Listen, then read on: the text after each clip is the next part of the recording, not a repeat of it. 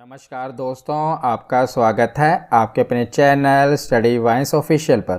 तो आज की इस वीडियो में हम हिस्ट्री का 4th टॉपिक जैन धर्म के बारे में पढ़ेंगे।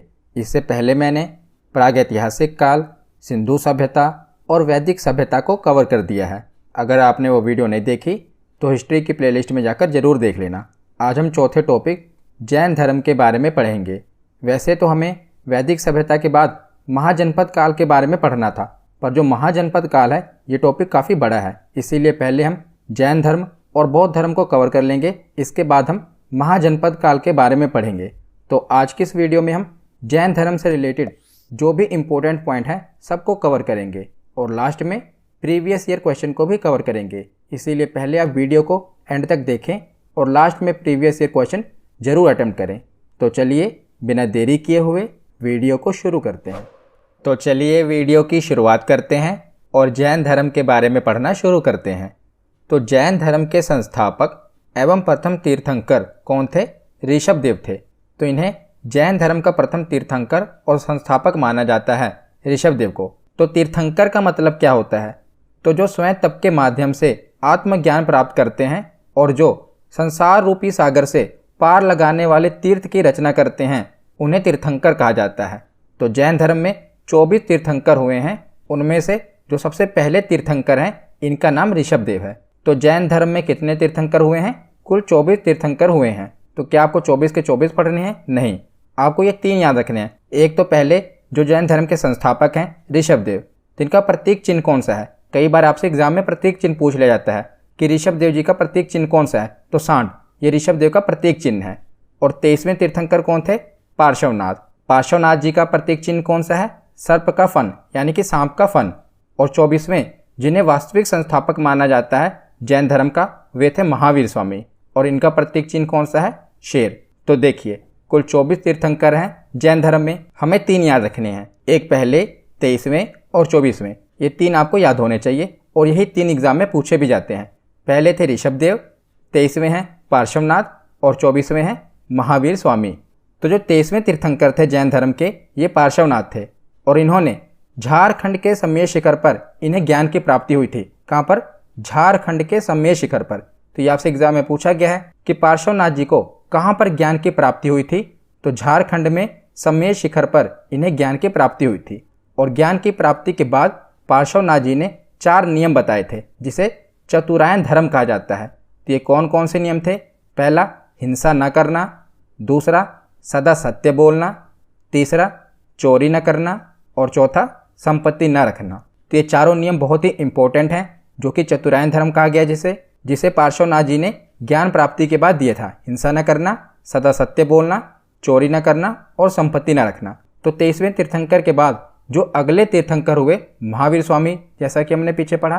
तो ये ऐसा नहीं है कि जैसे ही 23वें तीर्थंकर खत्म हुए तो तुरंत 24वें तीर्थंकर बना दिए गए। नहीं, पार्श्वनाथ के बाद जब अगले तीर्थंकर बने ना महावीर स्वामी, तो वो 250 वर्ष बाद बने थे। यानी कि जो पार्श्वनाथ जी हैं ये महावीर स्वामी से लगभग 250 वर्ष पहले हुए थे। तो 250 वर्ष बाद महावीर स्वामी जैन धर्म के 24वें तीर्थंकर बने। बहुत फासला इनमें।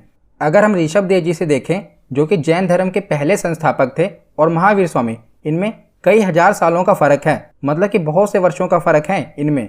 अगर हम 23वें तीर्थंकर में ही देख लें तो 23वें तीर्थंकर के बाद जो 24वें तीर्थंकर बने, इनमें लगभग 250 वर्ष का फासला था। तो ऐसा नहीं है कि 23वें तीर्थंकर जब खत्म हुए तो 24वें तीर्थंकर बना दिए गए। ये मैंने इसलिए आपको बताया है। तो 23वें तीर्थंकर कौन थे? ये पार्श्वनाथ जी थे। उसके बाद आते हैं 24वें तीर्थंकर महावीर स्वामी पर। तो यही सबसे इंपॉर्टेंट है, महावीर स्वामी। तो ये जैन धर्म के 24वें और अंतिम तीर्थंकर महावीर स्वामी जी हैं और इन्हें ही जैन धर्म का वास्तविक संस्थापक कहा जाता है। तो ये जैन धर्म के वास्तविक संस्थापक किसे कहा जाता है? महावीर स्वामी को। अगर आपसे पूछा जाए कि जैन धर्म के संस्थापक कौन हैं, तो वो ऋषभदेव हैं। अगर आपसे ये पूछा जाए कि जैन धर्म के वास्तविक संस्थापक कौन हैं, तो वास्तविक संस्थापक कहलाए महावीर स्वामी जी। तो पहले इनके सांसारिक जीवन के बारे में पढ़ लेते हैं। तो महावीर स्वामी जी का जन्म 540 ईसा पूर्व में कुंडग्राम, जो कि वैशाली में है, वहाँ पर हुआ था। तो देखिए कई जगह पर आप पढ़ोगे कि जो महावीर स्वामी जी का जन्म हुआ है ये 599 ईसा पूर्व हुआ है। तो कुछ धार्मिक किताबों में महावीर स्वामी जी का जन्म 599 ईसा पूर्व लिखा हुआ है, पर जो इतिहासकार हैं इतिहासकारों का मानना है कि महावीर स्वामी जी का जन्म 540 ईसा पूर्व हुआ था। तो जो इतिहासकारों का मानना है और जो एनसीईआरटी में लिखा है हम तो वही पढ़ेंगे, क्योंकि अगर एग्जाम में आएगा तो 540 ईसा पूर्व ही आएगा, क्योंकि इतिहासकारों का मानना है कि जो महावीर स्वामी जी का जन्म हुआ था ये 540 ईसा पूर्व में कुंडग्राम में हुआ था। तो महावीर स्वामी जी के पिता का नाम क्या था? सिद्धार्थ। तो जो सिद्धार्थ थे यानी कि महावीर स्वामी जी के पिता थे, ये कुंडग्राम के ज्ञात्रिक वंश के राजा थे। कौन से वंश के राजा थे? ज्ञात्रिक वंश के राजा थे। महावीर स्वामी जी की माता का नाम था त्रिशला, इनके बड़े भाई थे उनका नाम था नंदीवर्धन, और महावीर स्वामी जी की पत्नी का नाम था यशोदा। याद रखिएगा क्या नाम था? यशोदा। इनकी एक पुत्री हुई, पुत्री का नाम था प्रियदर्शनी, और इनका जो दामाद है यानी कि इनकी पुत्री का जो पति है उसका नाम था जमाली। तो ये आपको याद होना चाहिए, क्योंकि सीधा ही वन लाइनर पूछा जाएगा कि महावीर स्वामी के पिता का नाम क्या था, पत्नी का नाम क्या था, तो याद होना चाहिए। एक बार रिवीजन कर लेते हैं। पिता का नाम था सिद्धार्थ, माता का नाम था त्रिशला, भाई का नाम था नंदीवर्धन, पत्नी का नाम था यशोदा, पुत्री का नाम था प्रियदर्शनी, और दामाद का नाम था जमाली। और जो महावीर स्वामी थे इनके बचपन का नाम क्या था? तो इनके बचपन का नाम था वर्धमान। क्या नाम था? वर्धमान। ये भी एग्जाम में पूछा गया है कि महावीर स्वामी के बचपन का नाम क्या था। जब इनको ज्ञान की प्राप्ति हुई थी ना, आत्मज्ञान की प्राप्ति हुई थी, उसके बाद इनका नाम महावीर पड़ा था। उससे पहले इन्हें वर्धमान इनका नाम था। जब इन्हें ज्ञान की प्राप्ति हो गई तो इन्हें महावीर कहा जाने लगा। पहले इनका नाम था वर्धमान, तो बचपन का नाम क्या था? वर्धमान। तो सांसारिक जीवन हमने पढ़ लिया। अब हम आते हैं महावीर स्वामी के आध्यात्मिक जीवन पर। तो महावीर स्वामी ने 30 वर्ष की उम्र में माता पिता की मृत्यु के पश्चात अपने बड़े भाई नंदीवर्धन से अनुमति लेकर संन्यास जीवन को स्वीकारा था। इन्होंने अपने बड़े भाई नंदीवर्धन से आज्ञा ली और संन्यास जीवन को स्वीकार लिया। और 12 वर्षों की कठिन तपस्या के बाद महावीर स्वामी जी को ऋजुपालिका नदी के तट पर और साल वृक्ष के नीचे तपस्या करने के बाद ज्ञान की प्राप्ति हुई। और जो ये ज्ञान की प्राप्ति हुई इसे कैवल्य कहा गया। तो जैन धर्म में जो ज्ञान की प्राप्ति होती है उसे क्या कहा जाता है? कैवल्य कहा जाता है। याद रखिएगा। तो इसकी एक एक लाइन इंपॉर्टेंट है। 12 वर्षों की कठिन तपस्या के बाद महावीर स्वामी जी को ज्ञान की प्राप्ति हुई थी और ऋजुपालिका नदी के तट पर। नदी आपसे पूछी जाएगी कौन सी है? ऋजुपालिका नदी। और अगर वृक्ष पूछा जाए तो वृक्ष कौन सा है? साल वृक्ष। ऋजुपालिका नदी के तट पर और साल वृक्ष के नीचे महावीर स्वामी जी को ज्ञान की यानी कि कैवल्य की प्राप्ति हुई। और जब इन्हें ज्ञान की प्राप्ति हुई तो इसी समय से महावीर स्वामी को अरहत यानी कि पूज्य, निर्ग्रंथ यानी कि बंधनहीन, और जिन यानी कि विजेता कहलाए। और महावीर स्वामी जी के अनुयायी जैन कहलाए। तो महावीर स्वामी जी ने जो अपने उपदेश दिए उसके बाद वो सभी प्राकृत भाषा में दिए। कौन सी भाषा में दिए? प्राकृत भाषा में दिए। और इन्होंने अपना पहला उपदेश राजगीर में दिया, जिसे राजगृह भी कहते हैं, और अंतिम उपदेश पावापुरी में दिया। और जो महावीर स्वामी के प्रथम भिक्षु बने उनका दामाद हमने पीछे पढ़ा था जमाली, उनके दामाद के बारे में। तो महावीर स्वामी जी का पहला भिक्षु कौन बना? इन्हीं का दामाद जमाली बना। याद रखिएगा। उसके बाद देखते हैं कि जब महावीर स्वामी जी को ज्ञान की प्राप्ति हो गई यानी कि कैवल्य की प्राप्ति हो गई तो इन्होंने कुल 5 नियम बताए, जिसे पंचायन धर्म कहा गया। हमने पीछे पढ़ा था कि जब पार्श्वनाथ जी को ज्ञान की प्राप्ति हुई थी तो उन्होंने 4 धर्म बताए थे, जिसे चतुरायन कहा गया। उसी में इन्होंने एक और ऐड कर दिया, ब्रह्मचर्य। बाकी के 4 नियम वही हैं, बस एक और ऐड कर दिया गया, ब्रह्मचर्य। पहला हिंसा न करना, दूसरा है सदा सत्य बोलना, तीसरा है चोरी न करना, और चौथा है संपत्ति न रखना। ये तो हमने पीछे भी पढ़ा, पर इसमें एक और ऐड कर दिया गया, ब्रह्मचर्य। तो ये 5 नियम महावीर स्वामी जी ने बताए। और महावीर स्वामी जी ने त्रिरत्न दिए, जिसे कहा गया सम्यक दर्शन, सम्यक ज्ञान और सम्यक आचरण। तो ये त्रिरत्न महावीर स्वामी जी ने दिए हैं। ये आपसे एग्जाम में पूछे गए हैं। सम्यक यानी कि प्योर। तो अगर मैं आपको बताऊं सम्यक दर्शन में क्या है, तो सम्यक दर्शन में इन्होंने बताया कि जितने भी जैन तीर्थंकर हैं इनके द्वारा बताए गए सभी मार्गों को आपको पूर्ण विश्वास करना है और उनके रास्तों पर चलना है। सम्यक ज्ञान क्या है? तो जैन सिद्धांतों का पूर्ण ज्ञान ही सम्यक ज्ञान कहलाता है। और सम्यक आचरण क्या है? कि अच्छे कर्मों को अपनाना है तथा बुरे कर्मों को त्याग देना है। तो ये महावीर स्वामी द्वारा त्रिरत्न दिए गए, सम्यक दर्शन, सम्यक ज्ञान और सम्यक आचरण। तो जो ये जैन धर्म है इसमें ईश्वर की मान्यता नहीं है, बल्कि आत्मा की मान्यता है। इसीलिए महावीर स्वामी ने मूर्ति पूजा और कर्म कांड का विरोध किया। महावीर स्वामी ने पुनर्जन्म को माना है और पुनर्जन्म का सबसे बड़ा कारण आत्मा को माना है। याद रखिएगा। तो इसी के बाद 72 वर्ष की आयु में महावीर स्वामी जी की मृत्यु, जिसे निर्वाण कहा गया, 468 ईसा पूर्व बिहार राज्य के पावापुरी में हो गई। कहाँ पर? पावापुरी में इनकी मृत्यु हुई है, जिसे निर्वाण कहा गया 468 ईसा पूर्व। तो महावीर स्वामी जी के निर्वाण के बाद इनके दो प्रमुख अनुयायी हुए, एक स्थूलभद्र और दूसरे भद्रबाहु। तो जिन्होंने स्थूलभद्र से शिक्षा ग्रहण की उनके अनुयायी कहलाए श्वेतांबर, और भद्रबाहु से जिन्होंने शिक्षा ग्रहण की उनके अनुयायी कहलाए दिगंबर। तो श्वेतांबर यानी कि इन्होंने श्वेत वस्त्र धारण किया, तो श्वेत वस्त्र धारण करने वाले श्वेतांबर कहलाए, और दिगंबर यानी कि नग्न रहते हैं तो नग्न रहने वाले दिगंबर कहलाए। तो जो स्थूलभद्र के अनुयायी हैं ये श्वेतांबर हैं, और भद्रबाहु के अनुयायी हैं ये दिगंबर हैं। इनके बीच में जो डिफरेंस है अभी मैं आगे आपको बताऊंगा। बस अभी आप इतना जान लीजिए कि महावीर स्वामी जी के निर्वाण के बाद उनके दो प्रमुख अनुयायी थे, स्थूलभद्र और भद्रबाहु। जो इनके आगे शिष्य हुए, एक के श्वेतांबर कहलाए और दूसरे के दिगंबर कहलाए। तो आगे देखते हैं। तो अभी हमने पीछे पढ़ा स्थूलभद्र और भद्रबाहु के बारे में।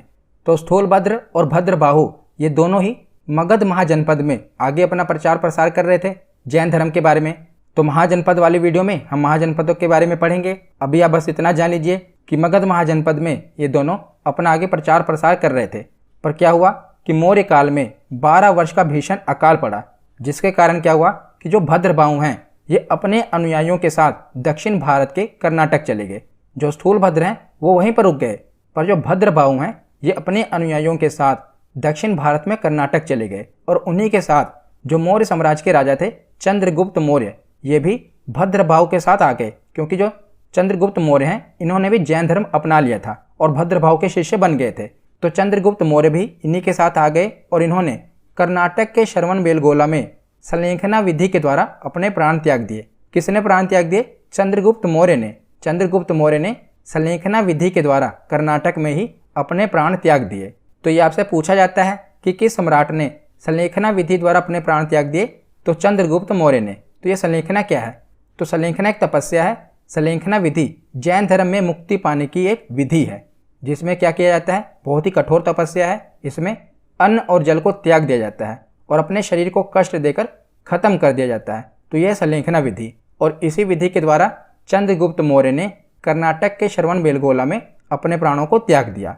तो उसके बाद जैन धर्म के प्रचार के लिए 2 जैन संगीतियाँ बनी, क्योंकि अब महावीर स्वामी जी का निर्वाण हो चुका है और जो जैन धर्म में आगे भी देखा गया कि बहुत सी फूट पड़ गई, जिसके कारण क्या हुआ कि सभी को मिलाने के लिए तो ये समझ लीजिए कि एक कॉन्फ्रेंस टाइप मीटिंग हुई, जिसमें प्रथम जो संगीति हुई ये 300 ईसा पूर्व में हुई। और कहाँ पर? पाटलिपुत्र, जो कि आज का पटना है।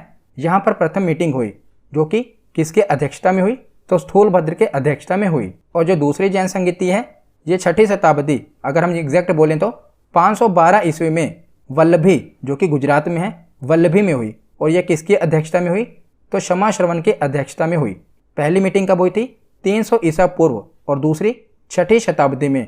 यानी कि अगर हम 6ठी शताब्दी देखें तो लगभग 900 वर्षों का टाइम लग गया। इसीलिए जो जैन धर्म का प्रचार प्रसार था इतना नहीं हो पाया। देख ही रहे हैं आपकी पहली जो संगति हुई ये 300 ईसा पूर्व हुई थी, और दूसरी 6ठी शताब्दी में। अगर हम 6ठी शताब्दी माने 300 ईसा पूर्व तो 300 पीछे वो हो गया, 600 यहाँ पर, 900 वर्ष लग गए दूसरी जैन संगति होने में। इसीलिए जैन धर्म का इतना प्रचार प्रसार नहीं हो पाया। और जैन धर्म के कुछ राजाओं की बात करें तो कौन कौन से राजा हैं? एक है उदयन, वंद राजा, चंद्रगुप्त मौर्य, हमने पीछे पढ़ा ही अभी कि इन्होंने संलेखना विधि द्वारा अपने प्राण त्याग दिए। तो इन्होंने भी जैन धर्म को अपना लिया था। तो ये भी चंद्रगुप्त मौर्य भी थे जैन धर्म के। कलिंग नरेश खारवेल, राष्ट्रकूट राजा अमोघवर्ष और चंदेल शासक, ये कुछ प्रमुख अनुयायी हैं जो कि जैन धर्म के प्रमुख राजा हैं, इसलिए इंपॉर्टेंट है, याद रखिएगा। तो आगे अब हम श्वेतांबर और दिगंबर में अंतर देख लेते हैं। तो श्वेतांबर देखते हैं तो इसे स्थूलभद्र ने प्रारंभ किया और दिगंबर को इसे भद्रबाहु ने प्रारंभ किया। पहला पॉइंट तो ये हो गया। दूसरा, जो श्वेतांबर हैं ये सफ़ेद वस्त्र पहनते हैं और जो दिगंबर हैं ये निर्वस्त्र रहते हैं, यानी कि कोई भी वस्त्र नहीं पहनते। तीसरा पॉइंट, जो श्वेतांबर हैं वो कहते हैं कि महिलाओं को मोक्ष मिल सकता है, पर जो दिगंबर हैं वो कहते हैं कि महिलाओं को मोक्ष नहीं मिल सकता। उनका ये मानना है कि जो महिलाएं हैं ये निर्वाण को प्राप्ति नहीं कर सकती, पहले इनको अच्छे कर्म करने पड़ेंगे, तो अगले जन्म में ये पुरुष बनेंगी, तो पुरुष बनने के बाद इनको निर्वाण मिलेगा। तो दिगंबर का मानना है कि महिलाओं को मोक्ष नहीं मिल सकता। अगर उन्हें मोक्ष की प्राप्ति करनी है तो अच्छे कर्म करने पड़ेंगे, उसके बाद उन्हें पुरुष की योनि मिलेगी। तो जब पुरुष की योनि मिलेगी उसमें वो अच्छे कर्म करेंगे, तब उनको निर्वाण की प्राप्ति होगी। तो ये दिगंबर का मानना है कि महिलाओं को मोक्ष नहीं मिल सकता, और श्वेतांबर के अनुसार महिलाओं को भी मोक्ष मिल सकता है। चौथा पॉइंट है श्वेतांबर का मानना है कि जो 19वें तीर्थंकर हुए जैन धर्म के मल्लीनाथ, वो एक महिला थी। पर जो दिगंबर हैं उनका मानना है कि जो 19वें तीर्थंकर थी मल्लीनाथ, वो पुरुष थे, क्योंकि इनका तो मानना है ना कि महिलाओं को मोक्ष ही नहीं मिल सकता, तो जो इनके तीर्थंकर हुए वो कैसे महिला हो सकती हैं। तो इनका कहना है कि वो महिला नहीं थी, वो पुरुष थे। पर जो श्वेतांबर हैं उनका मानना है कि वो एक महिला थी। इनमें ये भी विवाद है, इसलिए याद रखना। उसके बाद 5वां पॉइंट है, श्वेतांबर के अनुसार जो महावीर स्वामी थे वो विवाहित थे, पर दिगंबर मानते हैं कि महावीर स्वामी विवाहित नहीं थे। यह भी बहुत बड़ा मतभेद है कि महावीर स्वामी विवाहित थे, श्वेतांबर का मानना है, पर दिगंबर कहते हैं कि महावीर स्वामी विवाहित नहीं थे। तो ये कुछ अंतर हैं जो कि श्वेतांबर और दिगंबर में है, मैंने आपको बताए। उसके बाद आगे चलते हैं, तो आगे देखते हैं जैन साहित्य। तो जैन साहित्य किसी एक काल की रचना नहीं है, इसका संकलन भिन्न भिन्न कालों में हुआ है। जैसा कि हमने पढ़ा कि ऋषभ देव से लेकर महावीर स्वामी तक कई वर्षों का फर्क है, तो ये किसी एक काल की रचना नहीं है। और जैन साहित्य को आगम कहा जाता है, आगम यानी कि सिद्धांत। तो जैन साहित्य कौन कौन से हैं, तो देखिए जैसे हमने वैदिक सभ्यता में देखे थे ना, वेद, उपनिषद, पुराण, उसी प्रकार जैन साहित्य हैं। कौन कौन से? 12 अंग हैं, 12 उपांग हैं, 10 प्रकीर्ण हैं, 6 छेद सूत्र हैं और 4 मंगल सूत्र हैं। ये इनके साहित्य हैं। तो आपसे ऐसा पूछा जा सकता है कि जैन धर्म में कितने अंग हैं या जैन धर्म में कितने छेद सूत्र हैं, तो 12 अंग, 12 उपांग, 10 प्रकीर्ण, 6 छेद सूत्र और 4 मंगल सूत्र, ये जैन धर्म के साहित्य हैं। नंबर आपको याद होने चाहिए। उसके बाद आगे देखते हैं प्रमुख जैन मंदिर। तो मौर्य काल में मथुरा जैन धर्म का प्रमुख केंद्र था। मौर्य काल की बात हो रही है, उस समय मथुरा जैन धर्म का प्रमुख केंद्र था और मथुरा की कला का जो संबंध है ये जैन धर्म से है। दूसरा पॉइंट है कि कर्नाटक के चामुंड शासकों ने श्रवणबेलगोला में विशाल बाहुबली की मूर्ति, जिसे गोमतेश्वर भगवान की मूर्ति कहा जाता है, इसका निर्माण करवाया है। इसका जैन धर्म में बहुत महत्व है। ये मूर्ति का, ये बाहुबली की मूर्ति कहा जाता है। ये कहाँ पर है, तो ये कर्नाटक के श्रवणबेलगोला में है और इसे चामुंड शासकों के द्वारा बनवाया गया था। तीसरा पॉइंट है कि मध्य प्रदेश में चंदेल शासकों ने खजुराहो में जैन मंदिरों का निर्माण भी करवाया है। तो जो खजुराहो के मंदिर हैं इसमें जैन मंदिर भी हैं, बुद्ध मंदिर भी हैं और हिंदू मंदिर भी हैं। तो खजुराहो में जैन मंदिरों का निर्माण चंदेल शासकों ने करवाया था। ये कहाँ पर है, मध्य प्रदेश में है। और चौथा पॉइंट है कि राजस्थान के माउंट आबू में दिलवाड़ा के प्रसिद्ध जैन मंदिर है। तो ये कई बार एग्जाम में पूछा गया है, वेरी वेरी इंपॉर्टेंट, कि दिलवाड़ा के प्रसिद्ध जैन मंदिर कहाँ पर हैं, तो ये राजस्थान के माउंट आबू में स्थित हैं। तो यहाँ पर हमारा थ्योरी सेक्शन कंप्लीट होता है। अब हम प्रीवियस ईयर क्वेश्चन देखते हैं। तो पहला प्रश्न है कि जैन परंपरा के अनुसार जैन धर्म में कुल कितने तीर्थंकर हुए हैं। तो कुल कितने तीर्थंकर हुए हैं, तो इसका सही जवाब क्या होगा, ऑप्शन सी, 24 तीर्थंकर हुए हैं। अगला प्रश्न है कि जैन परंपरा के अनुसार महावीर स्वामी कौन से तीर्थंकर थे। तो महावीर स्वामी आखिरी तीर्थंकर थे, ऑप्शन डी, 24वें तीर्थंकर थे। अगला प्रश्न है कि जैन धर्म में पूर्ण ज्ञान के लिए क्या शब्द प्रयोग किया गया है। तो जब पूर्ण ज्ञान मिल जाता है, आत्मज्ञान हो जाता है, उसे क्या कहते हैं, कैवल्य। ऑप्शन सी इसका सही जवाब होगा। अगला प्रश्न है कि भगवान महावीर स्वामी का प्रथम शिष्य कौन था। तो उन्हीं का दामाद था जमाली। ऑप्शन ए इसका सही जवाब होगा। अगला प्रश्न है कि निम्नलिखित में से किस नगर में प्रथम बौद्ध संगीति सभा आयोजित की गई थी। तो ये ऑप्शन सी, पाटलिपुत्र में आयोजित की गई थी। अगला प्रश्न है कि भारत के किस भाग में जैन धर्म का दिलवाड़ा मंदिर स्थित है। तो बताइए किस भाग में जैन धर्म का दिलवाड़ा मंदिर स्थित है। तो इसका सही जवाब होगा ऑप्शन डी, माउंट आबू। अगला प्रश्न है कि महावीर स्वामी जी का जन्म कहाँ हुआ था। तो महावीर स्वामी जी का जन्म कुंडग्राम में हुआ था। ऑप्शन ए इसका सही जवाब है। अगला प्रश्न है कि जियो और जीने दो, ये किसने कहा। तो ये भी महावीर स्वामी जी के वाक्य हैं, जियो और जीने दो। अगला प्रश्न है कि श्रवणबेलगोला ये कहाँ पर स्थित है। तो यहीं पर चंद्रगुप्त मौर्य ने संलेखना विधि द्वारा अपने प्राण त्यागे थे और यहीं पर भगवान गोमतेश्वर की मूर्ति है। तो ये कहाँ पर है, कर्नाटक में है। ऑप्शन ए इसका सही जवाब होगा। अगला प्रश्न है कि महावीर स्वामी जी की माता कौन थी। तो महावीर स्वामी जी की माता का नाम है त्रिशला। ऑप्शन सी इसका सही जवाब होगा। अगला प्रश्न है कि जैन धर्म के संस्थापक कौन है। ध्यान से सुनिएगा, यहाँ पर क्या लिखा हुआ है, जैन धर्म के संस्थापक कौन है। तो ये हैं ऋषभ देव। ऑप्शन डी इसका सही जवाब होगा। अगर ये प्रश्न होता कि जैन धर्म के वास्तविक संस्थापक कौन थे, तो है महावीर स्वामी।